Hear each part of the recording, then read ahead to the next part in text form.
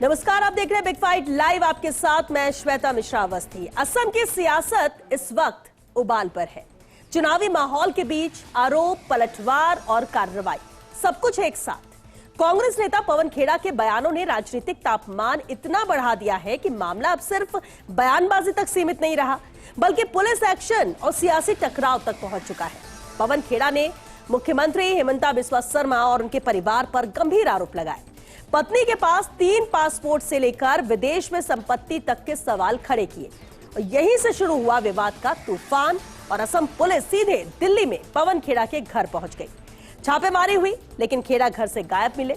खुद सीएम हिमंता बिस्वा ने कहा, पाताल से भी ढूंढ कर लाएंगे। तो मामला और ज्यादा हाई वोल्टेज बन गया। सवाल ये भी उठ रहा है कि क्या इस विवाद की आंच अब राहुल गांधी तक पहुंचेगी। उधर विपक्षी खेमे में भी दरार की झलक देखी गई। शिवसेना यूबीटी ने अपने ही सहयोगी पर सवाल खड़े कर दिए। तो क्या ऐसे बयान कांग्रेस के लिए चुनावी नुकसान पहुंचा रहे हैं? क्या ये सिर्फ आरोपों की राजनीति है? और सबसे बड़ा सवाल ये कि इन आरोपों का सच क्या है और इस कार्रवाई का मकसद क्या है? आज बात इसी खास मुद्दे पर।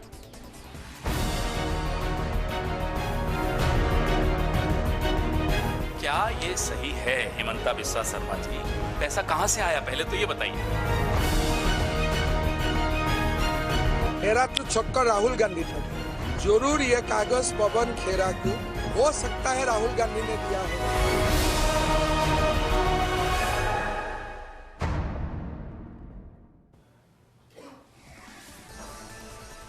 और चलिए इस खास मुद्दे पर चर्चा के लिए खास मेहमान हमारे साथ जुड़ चुके हैं। सबसे पहले इनसे रूबरू करा दे आपको। चर्चा में मौजूद हैं बीजेपी से विकास बारहट जी। विकास जी, स्वागत है आपका।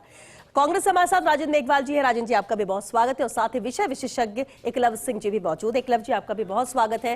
खास मुद्दा है, चुनाव है। चुनावी शोर थम चुका है असम में, क्योंकि 9 तारीख को वोटिंग होने वाली है यहाँ पर सब 126 सीटों को लेकर। लेकिन उससे पहले आज जिस तरह से बयानबाजी का दौर जारी रहा, बड़े आरोप लगे हैं। और मैं राजेंद्र जी आपसे शुरुआत करूंगी, क्योंकि पवन खेड़ा ने ये बड़े और गंभीर आरोप लगाए।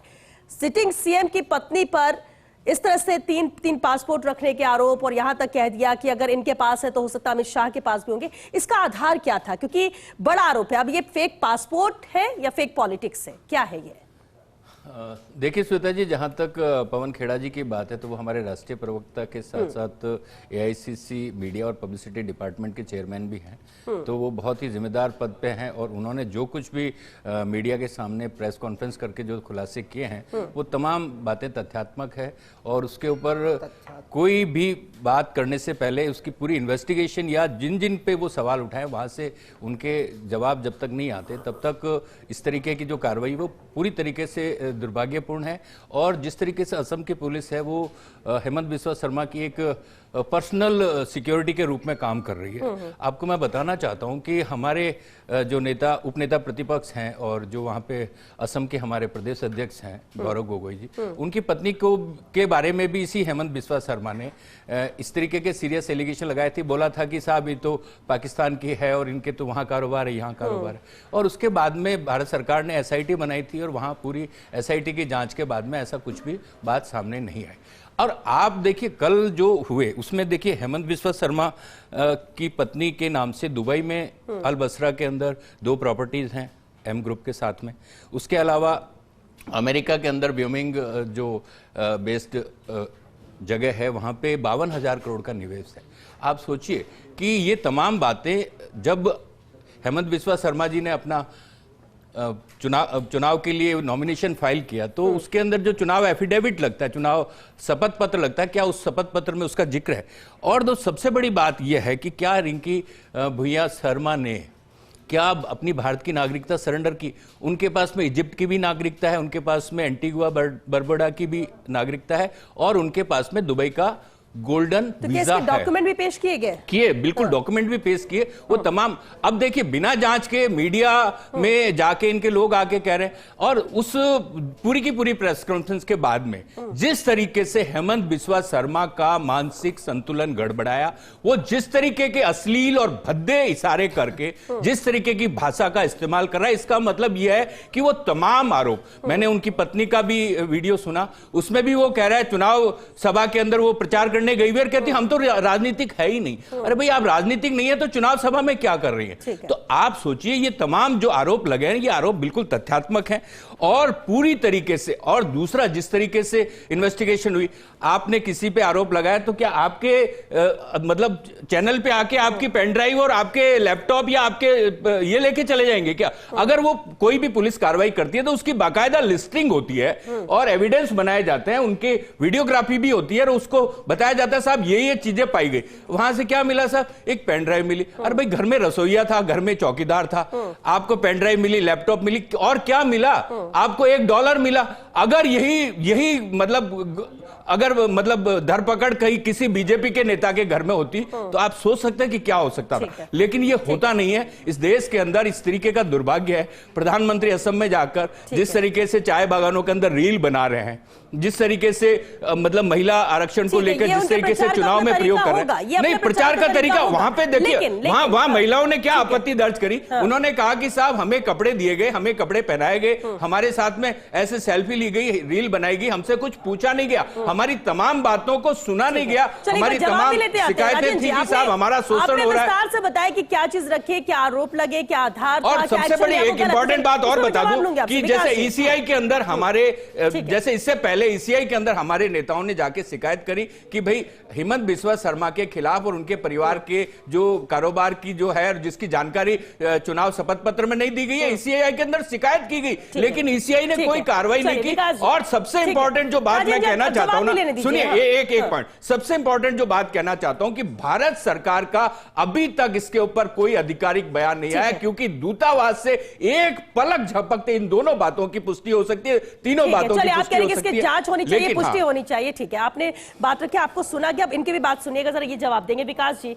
ये एक बड़ा आरोप लगा है और ऐसा पहले कि सिटिंग सीएम हो, उनके ऊपर इस तरह से आरोप लगना, इसके बाद तुरंत, और इतना ही नहीं कि सिर्फ ये चुनाव के दौरान बयानबाजी तक सीमित हो, इतने गंभीर आरोप जिसके बाद एक्शन भी होता है, एफआईआर भी होती है, जांच भी होती है। क्या आपको लगता है कि जो गंभीर जांच है इस पर जांच होनी चाहिए ताकि दूध का दूध पानी का पानी हो और आरोपों का सिरे से जवाब दिया जाए? देखिए श्वेता जी, सबसे पहले तो मैं आपको ये बताऊं कि इन्होंने असम की जनता के लिए वहां के न तो बीजेपी के घोषणा पत्र के ऊपर बात करी, न असम की जनता के लिए इन्होंने कोई वादे या उनके भविष्य के किस प्रकार वो संवारेंगे इसके ऊपर बात करी। इन्होंने बात करी वहां के मुख्यमंत्री की पत्नी के बारे में।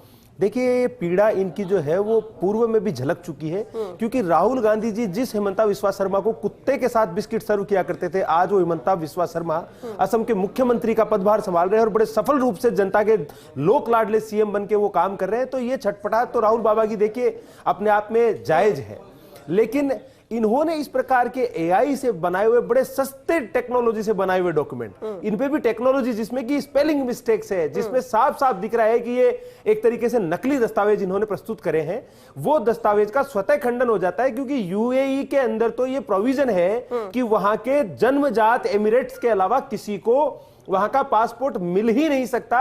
कार्ड्स मिल सकते हैं, गोल्डन कार्ड्स मिल सकते हैं, लेकिन पासपोर्ट मिल ही नहीं सकता। स्वतः इसका खंडन यूएई के तरफ से तो हो जाता है। अन्य जो दो चीजों की ये कह रहे हैं कि दूतावास ने क्यों नहीं कहा, अब अगर हम आज कह देते तो आप कहते एक दिन में जांच कर ली, क्या जांच हो रही है और जांच के अंदर दोषी जो पाए जाएंगे उन पे कार्रवाई भी होगी।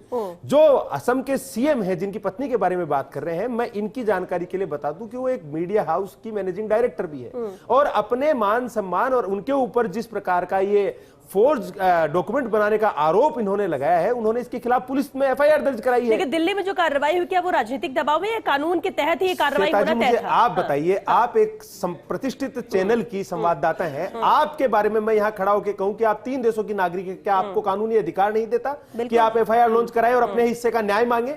अगर न्याय मिल रहा है तो क्या तड़प है? दूसरी बात ये कह रहे हैं कि देश के प्रधानमंत्री असम में महिलाओं के साथ रील बना रहे हैं। अरे भैया, आप मुझे ये बताइए कि एक देश के प्रधानमंत्री होते थे जो जम्मू कश्मीर में कश्मीरी पंडितों के हत्यारों के साथ अपने आवास पे डिनर किया करते थे, और आज प्रधानमंत्री देश की उन गरीब महिलाओं के साथ अगर उनके खेतों में चाय की पत्तियां तोड़ ले तो आपको पीड़ा है।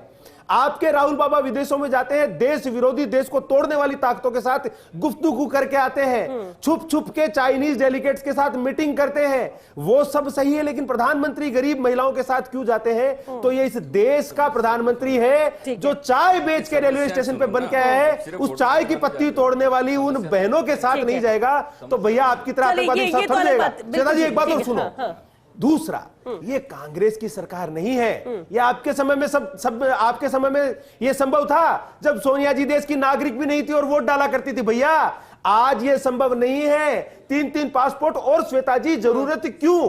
भारत का पासपोर्ट आज के समय में विश्व के सबसे सम्मानित डॉक्यूमेंट्स में से माना जाता है। बहुत से देशों ने तो वीजा ऑन अराइवल कर रखा है। ये तो जांच का विषय है, गंभीर आरोप है, जांच का विषय है। लेकिन चुनाव के दौरान एकलव जी, चुनाव चल रहे, चुनाव प्रचार में हमने देखा है कई बार बयानबाजी का स्तर भी बहुत गिर जाता है, लेकिन वो सिर्फ बयानबाजी तक ही सीमित रहता है। कई बार मामले दर्ज होते हैं, नहीं होते, और चुनाव संपन्न होता है, इसके बाद वो बातें पीछे छूट जाती है। लेकिन अब क्योंकि 9 तारीख को आसाम की जनता तैयार है वोट कास्ट करने के लिए, चुनाव प्रचार आज थम चुका है, और ऐसे में इस तरह का बयानबाजी, क्या इसके मायने निकाले जाए? क्या वाकई में ये चुनाव में अपनी जीत हार नजर आ रही है, या अपना वर्चस्व नहीं बन पाया है, या एक दूसरे की छवि खराब करने के तौर पर इसे देखा जाए? और दूसरी बात, क्या राहुल गांधी की छवि पर भी इसका असर होगा?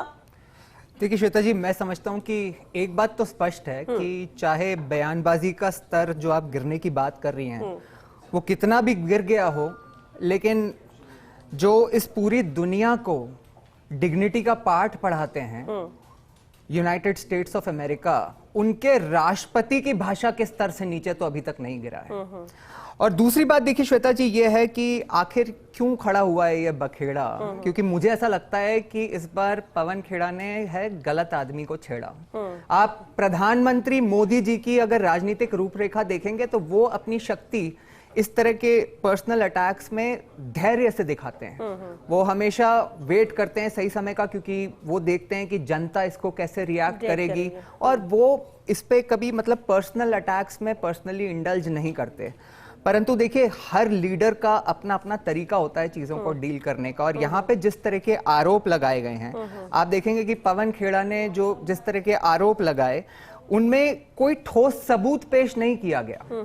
जो सबूत पेश किए गए उसको हिमांता बिस्वा शर्मा जी ने एक तरह से सिलसिलेवार तरीके से बताया कि वो पासपोर्ट जो दिखाए गए हैं उसमें कैसे नंबर्स का मिसमैच था, वो कैसे पहले सोशल मीडिया पे, पाकिस्तान की सोशल मीडिया पे अपीयर करे थे, उनकी सोर्सिंग कैसे करी गई है।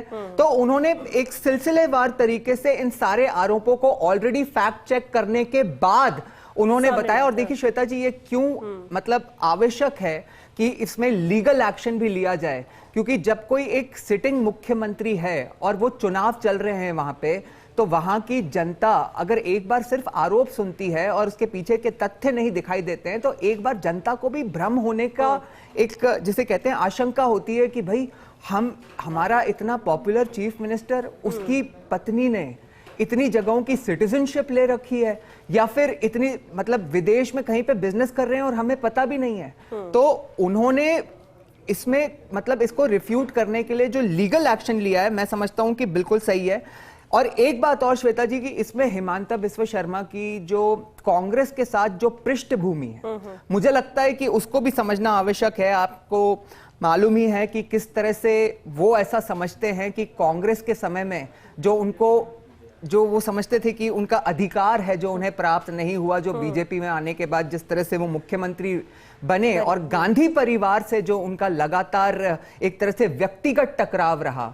तो आपको ध्यान होगा श्वेता जी कि पवन खेड़ा जी को जो पिछली बार राज्यसभा की जब सीट नहीं मिली थी, तो उन्होंने कहा था कि शायद मेरी तपस्या में कोई कमी रह गई। मैं समझता हूं कि ये उस कंटिन्यूटी है उस तपस्या की ही, कि राज परिवार को खुश करना है कि देखिए मैं आपके लिए किस स्तर तक गिर सकता हूं, इसके अलावा और मैं कुछ नहीं कर सकता। एक और सवाल है, महागठबंधन की हम बात कर ले, क्योंकि शिवसेना यूबीटी ने भी नाराजगी व्यक्त की है। उन्होंने कहा कि हम अच्छा तैयारी के साथ जनता के बीच में थे, लेकिन इस तरह के बयान में नहीं जाना चाहिए था, पर्सनल अटैक नहीं करना चाहिए था, नुकसान हो सकता है। देखिए श्वेता जी, मैंने आपको पहले भी बताया कि जो हर व्यक्ति की ना अपनी एक राजनीतिक रूपरेखा और रणनीति होती है।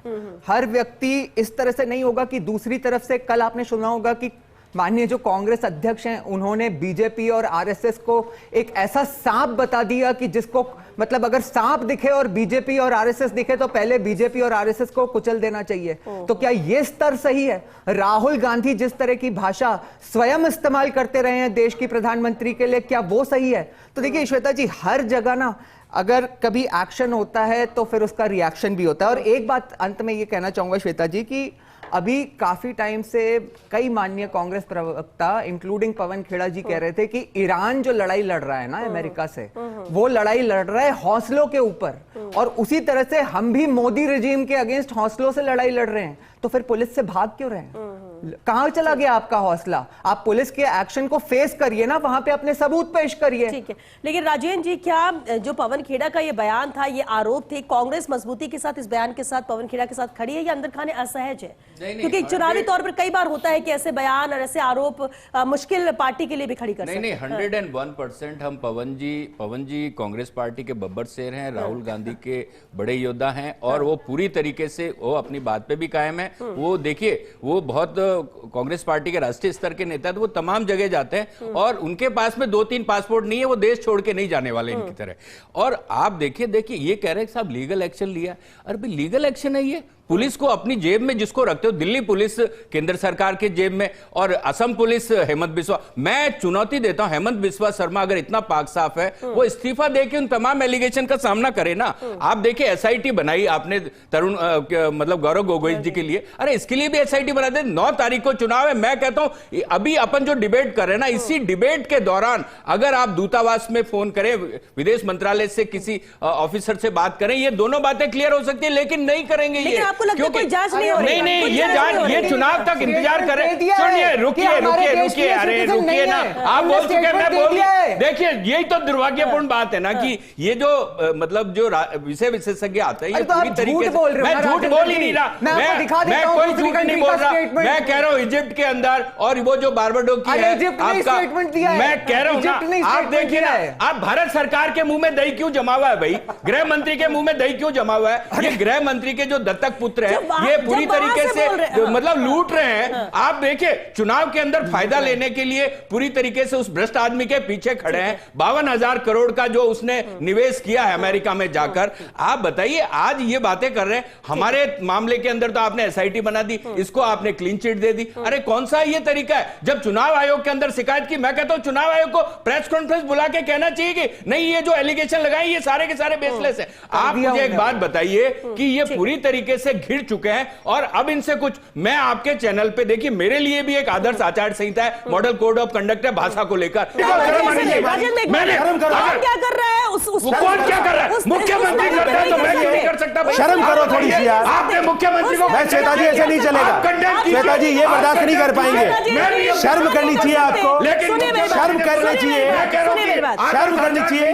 अगर प्रवक्ता के लिए शर्म करनी चाहिए, मुख्यमंत्री के लिए उन्होंने गंदा बोला है, उन्होंने गंदा बोला है, उन्होंने गंदा बोला था, जो बोलेगा गंदा बोला है, उन्होंने गंदा बोला, गंदा।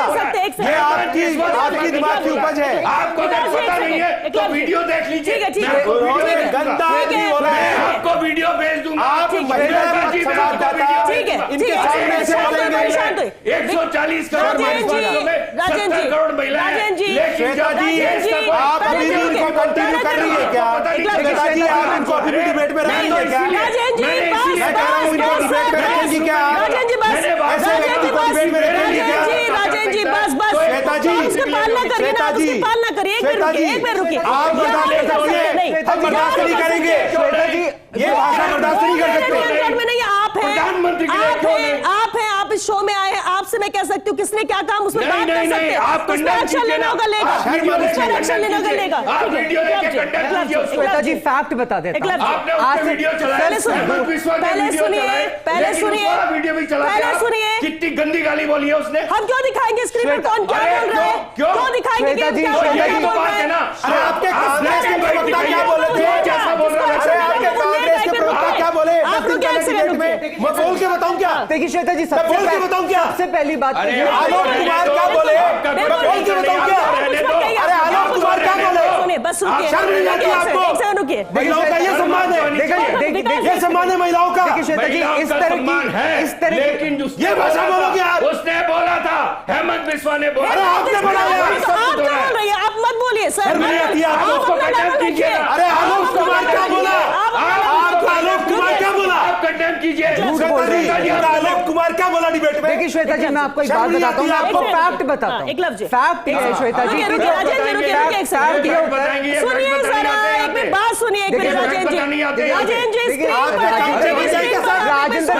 राजेंद्र जी सच तो सुनिए। मैं आपसे डिमांड करता हूँ, निकालिए ना इनको बाहर। श्वेता जी, फिर आप चुप कराइए, हटाइए इनको बाहर। आप चुप कराइए इनको। बाहर भेजिए डिबेट से आप चुप श्वेता जी। कराइए इनको। आप हम सब रक्षाबंधन चुप पे करा हमारे सकते राखी हैं। बांधती होंगे औपचारिकता के लिए, लेकिन आप आप इसलिए ये सुनना नहीं चाह रहे, भाषा ये बोल रहे सुनना हैं नहीं चाह रहे। इनको चुप बात कराओ, सुनिए। बाहर करिए ना। दिखाई दे रहे हैं। आप- मैं क्या बाहर करिए, आप आप शब्दों करो। पर लगाम ऐसे लगाइए। असभ्य आदमी को, आप शब्दों पर लगाम ऐसे लगाइए। असभ्य आदमी आप को, शब्दों पर लगाम लगाइए सर।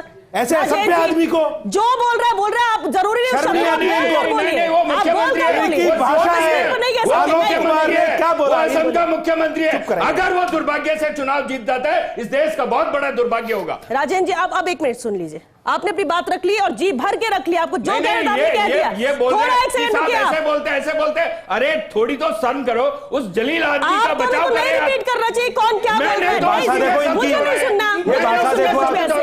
अगर मुझे नहीं हो सुनना ही नहीं है। तो आप बताइए। श्वेता जी, या तो इनको डिबेट से बाहर करिए। मैं मानता हूं कि आपके चैनल की और आपकी प्रतिष्ठा अरे ये घेरे पर बीजेपी का चैनल किस प्रकार की बात कर रही है? हद हो गई। क्या भाषा है इनकी? अरे क्या भाषा? एक राज्य के सीएम को जलील आदमी ये करे, बीजेपी का चैनल नहीं है। एक सीएम को जलील आप जाइए करे, बाहर। महिलाओं के सामने गालियां निकाल जाइए रहे बाहर। हैं। ऐसे बदतमीजों को बाहर करिए श्वेता जी। मुख्यमंत्री को बाहर कीजिए, उसका इस्तीफा लीजिए। अरे आपकी औकात है तो अच्छा, चुनाव एक जीतो मिनट, ना। रुकिए, रुकिए। आपकी औकात है तो रुकिए चुनाव एक जीतो ना। सेकंड। अरे आपकी औकात है तो रुकिए, चुनाव जीतो ना। आपको तो तिलमिला गए। जनता के जूते आपको खाते तिलमिला हो, गए। जनता के जूते खाते हो।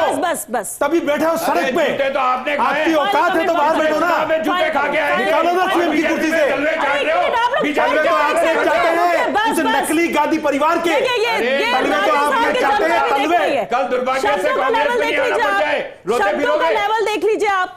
देखिए शब्दों का लेवल देखिए। आप भी भाषा बात देखो रख इनकी। रहे हैं। आप भी बात श्वेता रख रहे जी, हैं। मैं आप किसी की माफी चाहता भाषा हूँ, पर ऐसे बात आदमी कर को रहे हो, ब्लॉक अपनी करना भाषा चाहिए को आपके गिरा चैनल रहे को, हैं। जो महिलाओं के आप सामने ऐसी दूसरों की भद्दी भाषा गालियां पर देते सवाल हैं। उठा रहे हैं, आप खुद अपनी भाषा का सभी कोई चैनलों लेवल पे नहीं रह महिलाएं गया इस है। देश के 70 तो ये गालियां निकालोगे क्या? बकवास करने की ये जरूरत गालियां नहीं है। निकालोगे क्या? देश में 70 बस, करोड़ चलिए, महिलाएं ठीक है, हैं। बस, अभी बस। माननीय कांग्रेस प्रवक्ता राहुल बस। गांधी के बब्बर शेरों की बात कर रहे थे। ये कैसे बब्बर शेर हैं जो देश में जब इंटरनेशनल एआई समिट होता है तो वहां पे जाके अपने कपड़े खोल अरे के नाचने ये लगते विरोध के हैं तरीके और हैं। वहां पे तमाम देश जगह की होता है। प्रतिष्ठा गिराते आप देशों के हैं। अंदर आपके तमाम जैसे जगह प्रतिष्ठित जहाँ न्यूज पे चैनल विदेशी स्तर पे पे अश्लील जब शब्दों का इंटरनेशनल प्रयोग करते कन्वेंशन होते हैं। हैं, यही वहाँ पे कारण विरोध है के तरीके कि होते हैं। कांग्रेस आपको अगर पता पिछले नहीं है, 3 लोकसभा तो चुनावों में जान उतनी बता सीटें दीजिए। नहीं ला पाई आपको पता जितने नहीं है। नरेंद्र मोदी अपने वर्स्ट परफॉर्मेंस में 2024 में लेके आए। ये हालत हो गई राजेंद्र जी, है। एक सेकंड रुकिए। राजेंद्र जी, एक सेकंड रुकिए। सिर्फ अगर पूरी किसी के डिबेट फेवर के में अंदर बात करी जाए, बीजेपी एक सेकंड, मोदी मोदी मोदी एक सेकंड। हेमंत इसके अलावा आपने इनके कांग्रेस अगर नहीं लगता किसी को कांग्रेस से बात करना तो कैसे बात कराए? इनमें मोदी और बीजेपी के सपोर्ट करने के अलावा एकलव जी, एक सेकंड।